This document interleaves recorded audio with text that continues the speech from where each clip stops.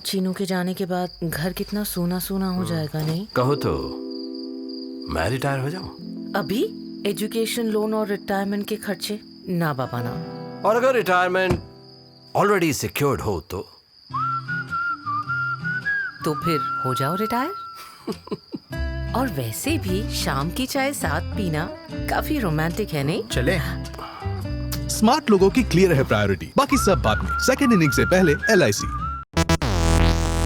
नमस्ते, मेरा नाम सिद्धांत है और ख़बर ग्रेटा थनबर्ग के बारे में है। उम्र 18 साल, स्वीडन की रिहाइश वाली वर्ल्ड फेमस पर्यावरण एक्टिविस्ट हैं ग्रेटा थनबर्ग और पर्यावरण से जुड़े मुद्दों पर बेहद मुखरता से बोलती हैं। संयुक्त राष्ट्र जैसी संस्थाओं में धमाकेदार तरीके से अपनी बात रख चुकी हैं। अब डोनाल्ड ट्रंप यानी अमेरिका के पूर्व राष्ट्रपति, तो उनसे राष्ट्रपति रहते हुए बहुत ठनी रहती थी ग्रेटा थनबर्ग की। अब ग्रेटा थनबर्ग ने भारत के किसान आंदोलन को लेकर अपना रुख साफ किया है। ग्रेटा थनबर्ग ने CNN में प्रकाशित आर्टिकल ट्वीट किया है और लिखा है कि वो भारत में हो रहे किसान आंदोलन के समर्थन में है। ग्रेटा थनबर्ग का ये tweet Rihanna, pop singer Rihanna के ट्वीट के कुछ ही देर बाद आया है। कौन रिहाना बताया हमने? वे अमेरिकी पॉप स्टार हैं, दुनिया भर के नौजवानों के बीच बहुत पॉपुलर हैं। Diamond and love the way you lie जैसे तमाम हिट नंबर्स उनके नाम पे हैं। इंडिया में 2 फरवरी की जब शाम ढल रही थी तभी रिहाना ने ट्वीट किया, CNN का आर्टिकल चस्पा किया और एक लाइन में एक सवाल पूछा कि हम किसान आंदोलन के बारे में बात क्यों नहीं कर रहे हैं।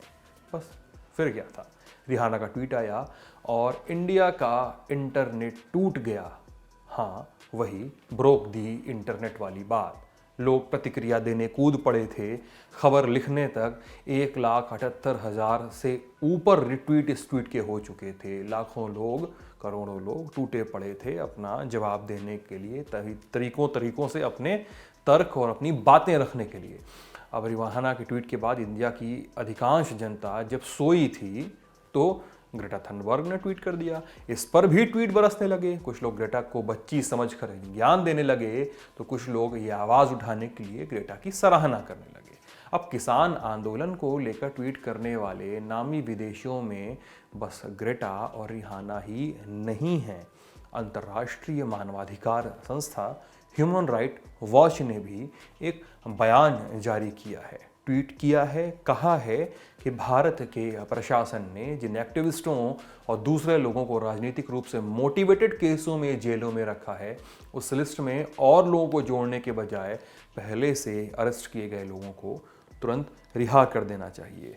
ह्यूमन राइट्स वॉच ने PM नरेंद्र मोदी पर एक कठोर और व्यक्तिगत रूप से टिप्पणी की है।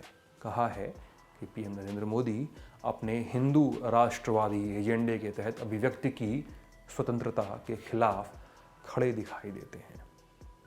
इस पूरे मसले पे हम बने हुए हैं। जो भी नई खबरें, नए अपडेट्स आ रहे हैं वो लल्लन टॉप पर आते रहेंगे। आप लल्लन टॉप को ज़रूर फॉलो कीजिएगा। मैं हूँ सिद्धांत, साथ में हैं जेरी। आप लल्लन टॉप देख रहे थे। बहुत बहुत शुक्रिया।